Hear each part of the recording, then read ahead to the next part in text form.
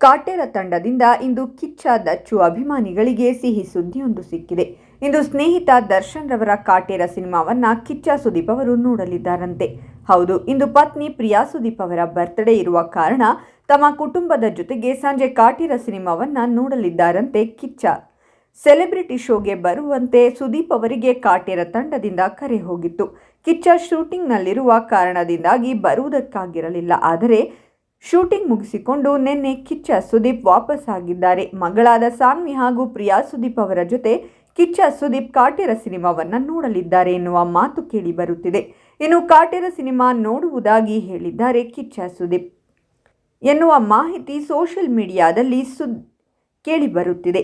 ಚಿತ್ರರಂಗದಲ್ಲಿ ಒಳ್ಳೆಯ ಗೆಳೆಯರಾಗಿದ್ದ ನಟ ದರ್ಶನ್ ಹಾಗೂ ಕಿಚ್ಚ ಸುದೀಪ್ ನಡುವೆ ಕೆಲ ವರ್ಷಗಳಿಂದ ಭಿನ್ನಾಭಿಪ್ರಾಯವಿದೆ ಎನ್ನಲಾಗಿದೆ. ಈ ಇಬ್ಬರನ್ನು ಒಂದು ಮಾಡಲು ಹಲವು ಜನರು ಪ್ರಯತ್ನ ಪಟ್ಟಿದ್ದಾರೆ. ಆದರೆ ಅದು ಸಾಧ್ಯವಾಗಿಲ್ಲ ಎಂದು ಕಾಟೇರ ಸಿನಿಮಾವನ್ನ ನೋಡುವ ಮೂಲಕ ಕಿಚ್ಚ ದಚ್ಚು ಒಂದಾಗಲಿ ಎಂಬುದೇ ಅಭಿಮಾನಿಗಳ ಆಶಯವಾಗಿದೆ. ಕಾಟೇರ ನಿರ್ದೇಶಕ ತರುಣ್ ಸುಧೀರ್, ನಿರ್ಮಾಪಕ ರಾಕ್ಲೈನ್ ವೆಂಕಟೇಶ್ ಖುದ್ದು ಕಿಚ್ಚ ಸುದೀಪ್ ಅವರಿಗೆ ಕರೆ ಮಾಡಿ ಸೆಲೆಬ್ರಿಟಿ ಶೋಗೆ ಕರೆದಿದ್ದರು. ಆದರೆ ಶೂಟಿಂಗ್ ಇರುವ ಕಾರಣ ಅವರು ಬಂದಿಲ್ಲ. ಆದರೆ ಆದಷ್ಟು ಬೇಗ ಕಾಟೇರ ನೋಡುವುದಾಗಿ ಹೇಳಿದರು. ಅವರು ಬಂದ ತಕ್ಷಣ ತಿಳಿಸುವಂತೆ ರಾಕ್ಲೈನ್ ವೆಂಕಟೇಶ್ ಅವರು ಹೇಳಿದ್ರಂತೆ.